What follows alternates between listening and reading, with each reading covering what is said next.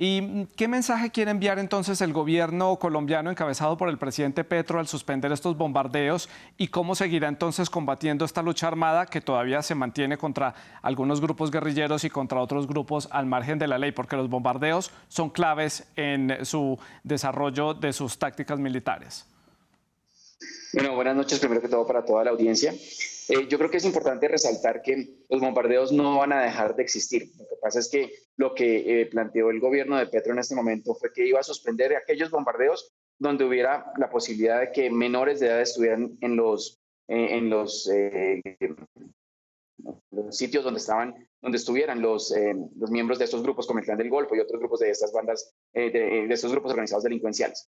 Esta es una práctica que en el pasado reciente ha tenido una crítica enorme porque los menores de edad terminan siendo los principales afectados y creo que hace parte con la lógica de campaña de Gustavo Petro a lo largo de los últimos meses. Sin embargo, también es importante tener en cuenta que este anuncio puede ser muy perjudicial porque este anuncio tal como se hizo, lo que hace es generar un incentivo perverso hacia estos grupos en donde, claro, el reclutamiento de menores siempre va a ser criticado y siempre va a ser considerado un delito, pero cuando el gobierno anuncia esto, los grupos van a saber que si tienen menores, nunca van a ser atacados. Y esto va a convertirse en ese incentivo perverso donde el reclutamiento va a aumentar en lugar de tener ese impacto positivo en torno a la protección de la vida de los menores. Es un juego muy Sí. complicado que el gobierno está planteando y que hay que tener en cuenta en ese sentido. Señor Macías, en ese orden de ideas, entonces, ¿qué opciones plantea el gobierno colombiano para contrarrestar esta posibilidad de aumentar el reclutamiento de menores o de concentrar en ciertos lugares del país a mayor cantidad de menores reclutados precisamente para evitar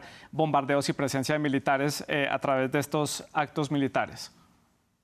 Eso es algo que habría que esperar el gobierno cómo reacciona, qué estrategia plantea para evitar y proteger el reclutamiento, que son dos cosas diferentes. Una cosa es el bombardeo como estrategias para enfrentar a esos grupos y otra cosa es lo que se realiza en torno a la prevención y protección en materia de reclutamiento, que es algo que hay que fortalecer sí o sí, más allá de si se realizan bombardeos o no. Y en el tema de los bombardeos, algo que es relevante, que es muy importante, es que ya existen protocolos en ese sentido.